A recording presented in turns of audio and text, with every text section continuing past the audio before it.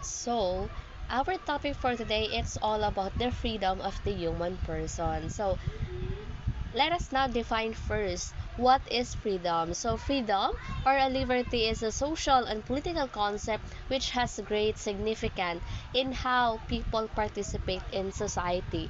So, ang kalayaan daw ay hindi nangangahulugan ng paggawa ng kahit ano, kundi ang maayos at responsableng paggamit ng ating karapatan para matuto at makisama tayo sa ibang bagay or sa ibang tao rather. Let's say for example, kung ang guro ay nagtanong patungkol sa isang paksa or subject na tatalakayin niya, ang bawat isa sa atin ay may karapatan or may kalayaan na sumagot at ipahayag ang kanilang mga sariling opinyon or saloobin. So there are two types of freedom. First, we have the circumstantial freedom. Second, we have the metaphysical freedom. So, the circumstantial freedom is the liberty to accomplish an action without interference from obstacles. So, ang circumstantial freedom daw ay ang kalayaan ng isang tao na gawin ang isang bagay nang walang humahadlang or walang humaharang sa kanyang mga desisyon. Next, we have the metaphysical freedom. So, metaphysical freedom is the power to choose among genuine alternatives. So, etong metaphysical freedom, ito raw ang kakayahan ng tao na pumili mula sa iba't ibang pagpipilian. So, halimbawa, kapag ang isang teacher ay nagbigay ng 3 paksa para sa isang proyekto, bawat estudyante or bawat mag-aaral ay may metaphysical freedom na pumili doon sa 3 paksa na binigay ni teacher na nais nilang pag-aralan. Kanina, na-define na natin yung definition ng freedom and the two types of freedom. So, let us now move forward to the political freedom consists of two types of liberty. So, we have the positive liberty and the negative liberty. The positive liberty. So, the positive liberty refers to a person taking control of his or her own life and fulfilling one's potential. So, ito yung kakayahan ng isang tao na kontrolin ang kanyang buhay at maaabot ng kanyang mga pangarap sa buhay.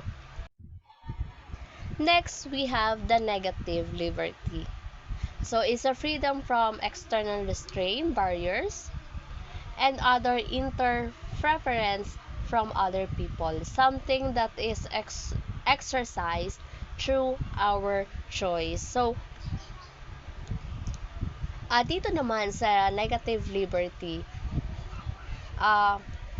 ito yung kalayaan mula sa mga hadlang, may limitasyon, or kinokontrol tayo ng ibang tao based sa mga decision making na ginagawa natin. So, I have here the actions and consequence. The action, it talks about what is the main thing happening, while the consequence, it talks about what is the result of this action. So, kanina, na-discuss natin yung positive liberty and negative liberty. Ngayon naman, di-discuss natin yung action and consequences. Okay? So, the action talks about all of our actions, like spoken and physical, have consequences. Some are good, or the positive, and some are bad, the negative. While the consequences are a result or an effect. And also, it is important to try to behave in a way that positive consequences. Okay? So, yung action, ito yung pangunahing bagay na nagaganap or ginagawa ng isang tao. While yung consequence naman, ito yung epekto or kinalabasan ng ginawang aksyon. Let's say for example,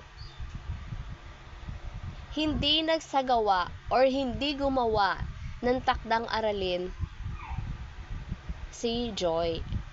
Okay? So, ano yung magiging consequence niya? Kasi hindi siya gumawa ng assignment. Hindi siya nakapagpasa. Ang magiging consequence niya ay bababa yung kanyang grades kasi hindi siya nakapag-comply agad. Okay po?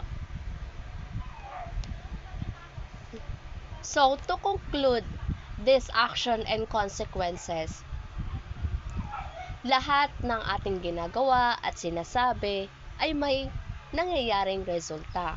So, ang ilan dito is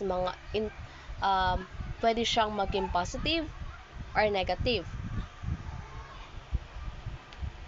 Pero, mahalaga rin na kumikilos tayo sa paraan na magdudulot ng mabuting result at makakabuti rin para sa atin. So, that will be all. And I hope na nagkaroon kayo ng knowledge patungkol dito sa freedom of the human person.